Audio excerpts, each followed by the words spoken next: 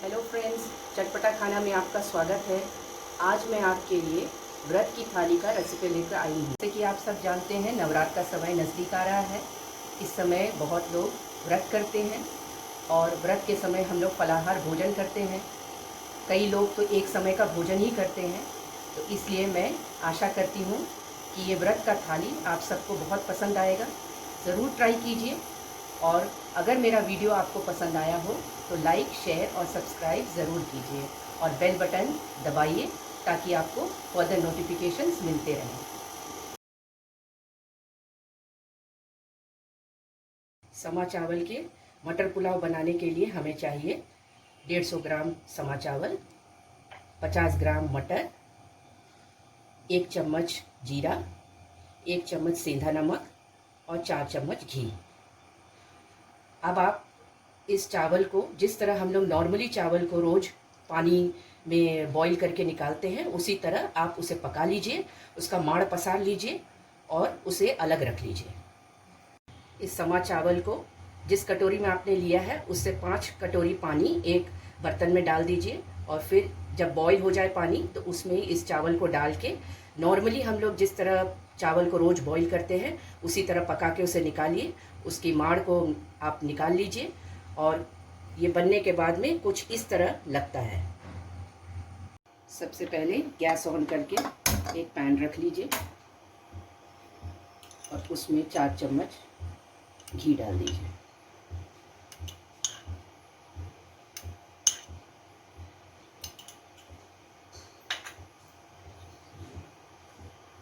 के बाद इसमें जीरा डाल दीजिए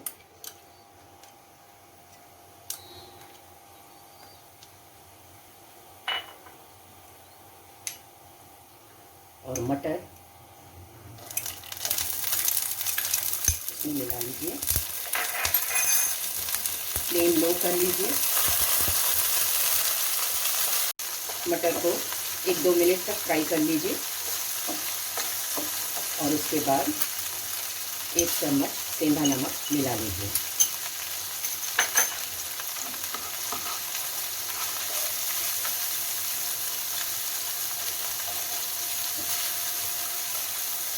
व्रत में जनरली सेंधा नमक ही हम लोग यूज़ करते हैं, इसलिए ख्याल रखना होगा कि यही नमक आप इस्तेमाल करें।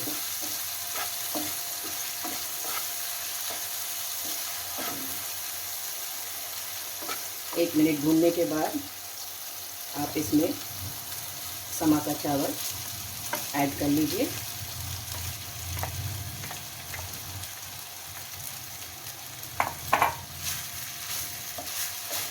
और अच्छी तरह सबको मिला लीजिए। फ्लेम अब थोड़ा हाई कर लीजिए।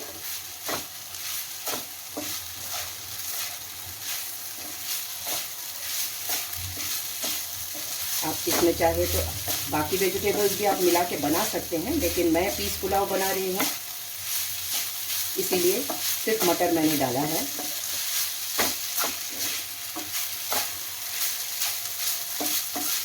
इसमें कोई मसाले का इस्तेमाल मैंने नहीं किया है।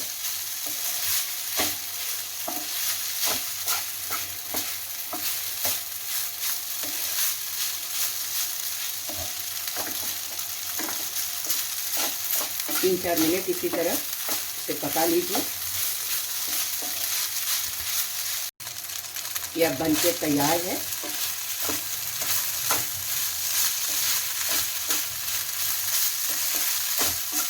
खाने में बहुत ही स्वादिष्ट लगता है। पनीर बटर मसाला बनाने के लिए मैंने 150 ग्राम पनीर लिया है। इसे इस तरह छोटे छोटे टुकड़ों में काट के रख दिया है। आपको 4 चम्मच घी, 2 टमाटर, 8 से 10 काजू, 2 चम्मच क्रीम और मसालों में 1 चम्मच नमक, 1 चम्मच जीरा, 1 चम्मच जीरा पाउडर, 1 चम्मच धनिया पाउडर, 1 चम्मच मिर्च पाउडर, 1 चम्मच गरम मसाला और 1 चम्मच हल्दी पाउडर। टमाटर और काजू को मिक्सी में अच्छी तरह पीस लीजिए। ये मैंने पीस के रखा हुआ है। अच्छा स्मूथ पेस्ट बना लीजिए। गैस ऑन कर लीजिए, एक पैन रख लीजिए और उसमें 4 चम्मच घी डाल दीजिए। मैं बटर का इस्तेमाल नहीं कर रही हूँ, घी में ही बना रही हूँ। गरम हो जाए तो उसमें जीरा डाल दीजिए।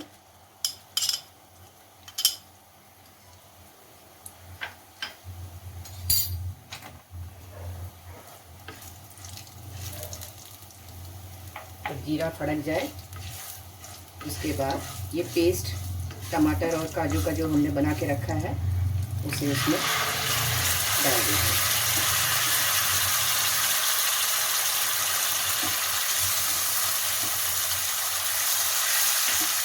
फ्लेम हाई में ही रखिए,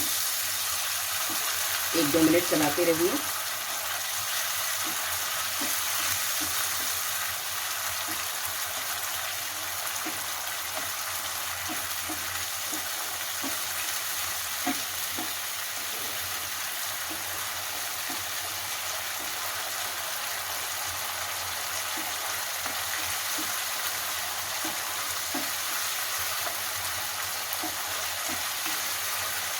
उसके बाद उसमें सारे मसालों को मिला लीजिए।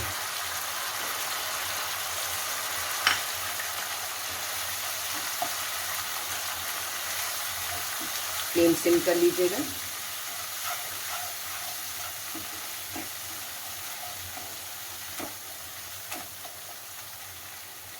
दो 3 मिनट मसाला अच्छी तरह भून जाए उसके बाद उसमें 1 कटोरी पानी डाल दीजिए। फ्लेम हाई कर लीजिए। अच्छी तरह पानी में मसाले को मिला लीजिए।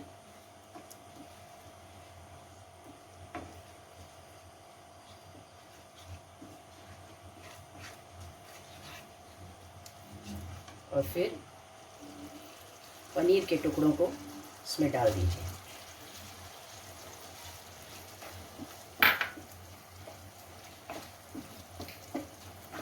तीन 4 मिनट इसे पकने दीजिए। 3 मिनट हो चुके हैं।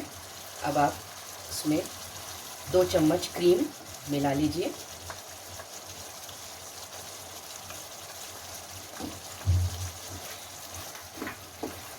अच्छी तरह सबको एक साथ मिला के पकने दीजिए।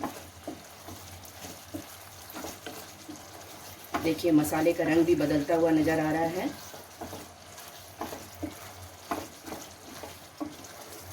नॉर्मली हम लोग इसमें प्याज लहसुन सब डालते हैं, लेकिन इस वक्त बनाते समय बिना उसके भी आप देखेंगे कि बहुत अच्छा टेस्ट आता है इसमें।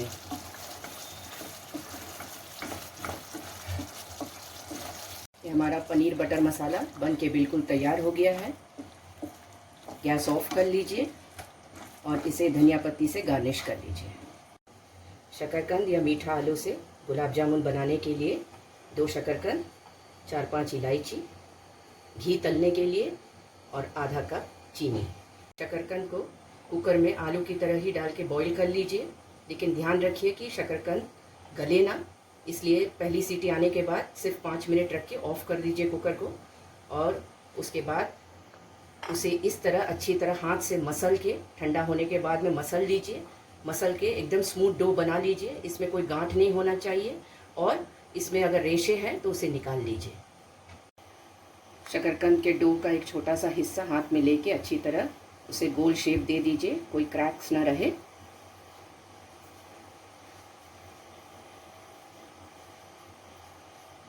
ये देखिए 6 गोले बने हैं। गैस ऑन कर लीजिए, एक पैन रख दीजिए और उसमें कम से कम 6 चम्मच घी डाल दीजिए।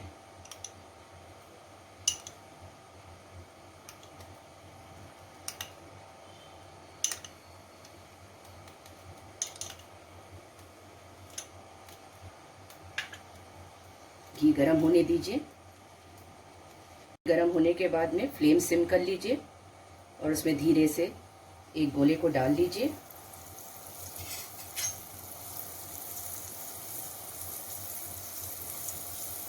और उसे पकने दीजिए। तुरंत आप उसे पलट मत दीजिए।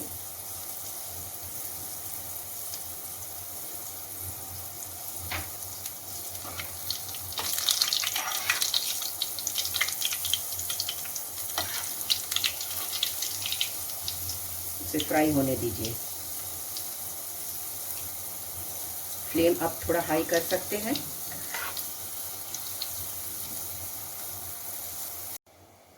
जब ये सुनहरे रंग के हो जाए तो इन्हें निकाल दीजिए।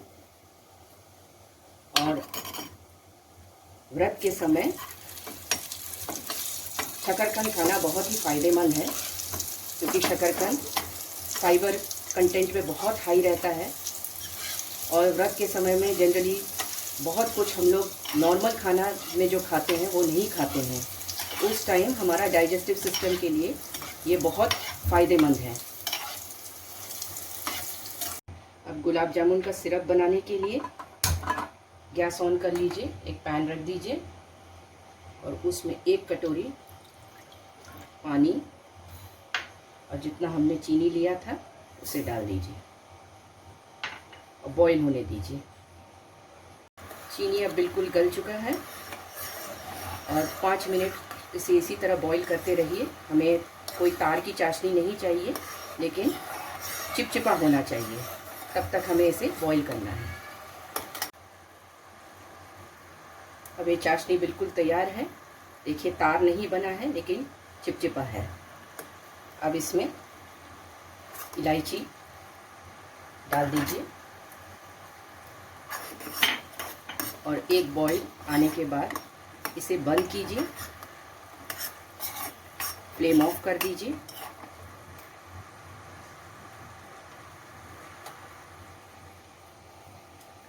और उसके बाद उसमें इन जामुनों को डालिए। याद रखिए कि डाल के इसे बॉईल मत कीजिए, क्योंकि इसमें मैंने कुछ भी नहीं मिलाया है, सिर्फ मीठे आलू से बनाया है, इसलिए बहुत सॉफ्ट रहते हैं। तो सिर्फ इसमें आप इसे डाल के रख दीजिए। करीब 15-20 मिनट के बाद में आप देखेंगे कि ये बहुत ही स्वादिष्ट गुलाब जामुन बन के तैयार हो जाते हैं। सिंघाड़े के आटे का पराठा बनाने के लिए हमें चाहिए 1 कप सिंघाड़े का आटा, थोड़ा सा घी, 2 मीडियम साइज्ड आलू जिसे आपको बॉईल करना होगा, 1 हरी मिर्च, आधा चम्मच सेंधा नमक, आधा चम्मच अजवाइन और थोड़ा सा हरा धनिया। सिंघाड़े के आटे को एक बोल में डाल लीजिए।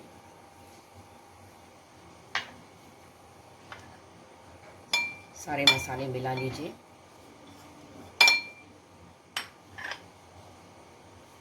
बॉइल्ड आलू को मैश अच्छी तरह कर लीजिए और उसे मिला लीजिए। इस आटे में बिल्कुल पानी मत डालिएगा। इसे आलू के साथ में अच्छी तरह मिला लीजिए।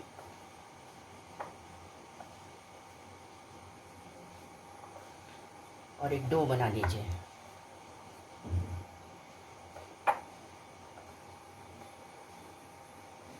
तैयार है।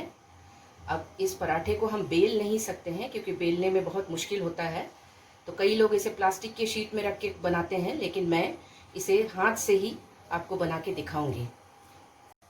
गैस ऑन कर लीजिए। एक नॉर्मल तवा या आप नॉन स्टिक पैन रख लीजिए और थोड़ा गर्म होने दीजिए।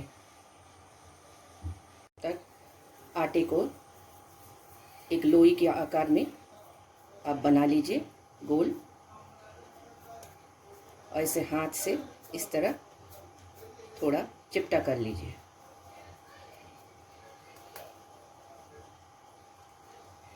तवा गरम हो चुका है। अब हम इसे इस तरह बनाएंगे। इसे तवे पर रख दीजिए, हाथ को पानी से गीला कर लीजिए और इसे इस तरह फैला लीजिए। फ्लेम अगर आपको ज़्यादा लगता है तो सिम कर लीजिए।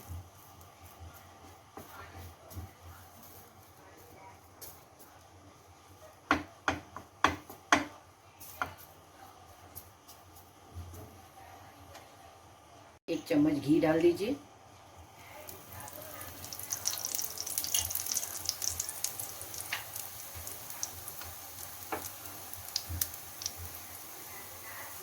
घी में बनाने से इसकी खुशबू तो अच्छी लगती है और इसका टेस्ट भी बहुत बढ़ जाता है। आप इसे तेल में भी बना सकते हैं।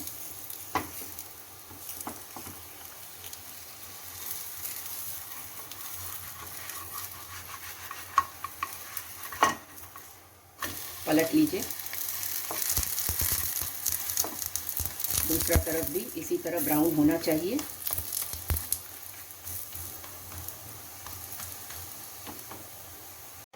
इस तरह व्रत की थाली बनके तैयार हो चुकी है। अगर आपको मेरा ये वीडियो पसंद आया हो तो ज़रूर लाइक करें, शेयर करें और सब्सक्राइब ज़रूर करें।